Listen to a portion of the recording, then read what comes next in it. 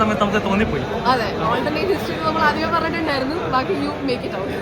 എങ്ങനെയുണ്ടായിരുന്നു സെറ്റിലൊക്കെ ആസിഫിക്ക് എന്ന ആക്ടറിനെ ഇങ്ങനെ സ്ക്രീനിൽ ഇങ്ങനെ എക്സ്പീരിയൻസ് ചെയ്യുന്ന ഒരു മൊമെന്റ് ആണോ? ഉറപ്പായിട്ടും എനിക്ക് വളരെ നല്ലൊരു എക്സ്പീരിയൻസ് ആയിരുന്നു ആസിഫിൻ്റെ കൂടെ വർക്ക് ചെയ്തത്. ഇപ്പം നിങ്ങൾ പെർഫോമിലേക്ക് കാണുന്ന സമയത്ത് ഞാൻ പ്രസൻറ്റ് കാലഘട്ടത്തിൽ ചെയ്ത സമയത്ത് ആസിഫിൻ്റെ കൂടെ പെർഫോം ചെയ്യുമ്പോൾ ഐ വാസ് റിയലി ഹാപ്പി. എൻ്റെ പെർഫോമൻസിലേക്ക് ഈ ഡയലോഗ്സും പരിപാടി എല്ലാം കൂടെ ഉണ്ടായിരുന്നപ്പോൾ Asif was there to support me on flow.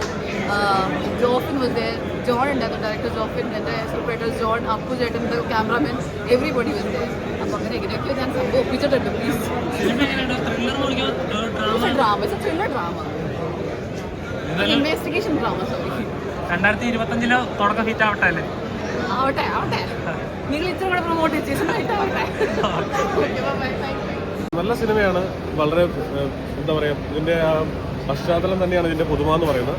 ആസിഫിൻ്റെ performance, എല്ലാവരുടെയും പെർഫോമൻസ്, അനശ്വര, പിന്നെ മമ്മൂക്കയുടെ ഒരു പങ്കാളിത്തം ഭയങ്കരമാണ് ഈ സിനിമയിൽ. അത് വളരെ നന്നായിട്ടുണ്ട്. മമ്മൂക്ക അങ്ങനെ സഹകരിച്ചിട്ടില്ലെങ്കിൽ ഈ സിനിമ ഇങ്ങനെ ചെയ്യാൻ പറ്റില്ല. മമ്മൂക്കയെ നമ്മൾ അപ്രീഷിയേറ്റ് ചെയ്തേ പറ്റുള്ളൂ. ജോഫിൻ എൻ്റെ കൂടെ ഉണ്ടായിരുന്ന അസിസ്റ്റൻറ്റ് ഡയറക്ടറായിട്ട്.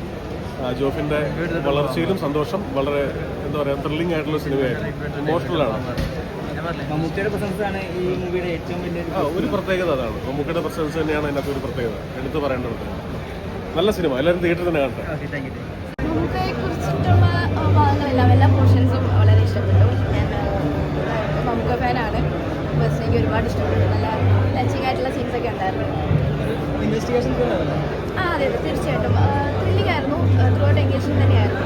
ദൃശ്യം മോഡലൊക്കെ എന്ന് പറയാൻ പറ്റില്ല, അത് കണ്ടന്റ് മനസ്സിലാക്കണം. നല്ലൊരു പടമാണ്. വലിയ എന്താ പറയുക, ഒരുപാട് മുക്കി പറയേണ്ട കാര്യമൊന്നുമില്ല, പക്ഷെ നല്ലൊരു പടമാണ്. ഇവൻ ജോഫി ചേട്ടൻ നല്ലൊരു മമ്മൂക്ക ഫാനാണ്. അത് കാണാനുണ്ട് പടത്തിൽ. നല്ല സ്റ്റോറിയായിരുന്നു, സസ്പെൻസും ഉണ്ടായിരുന്നു. സസ്പെൻസ്ഫുള്ളായിരുന്നു.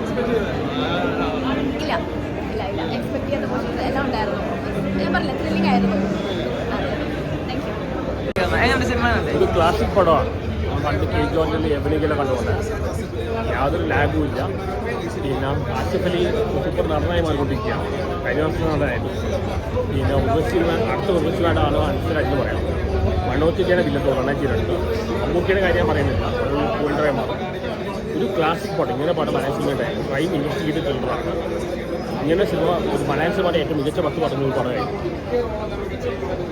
മികച്ചൊരു പടം, അടിപൊളിയായിട്ടുണ്ടെന്ന്. ക്രൈം കേട്ടോ, സൂപ്പർ.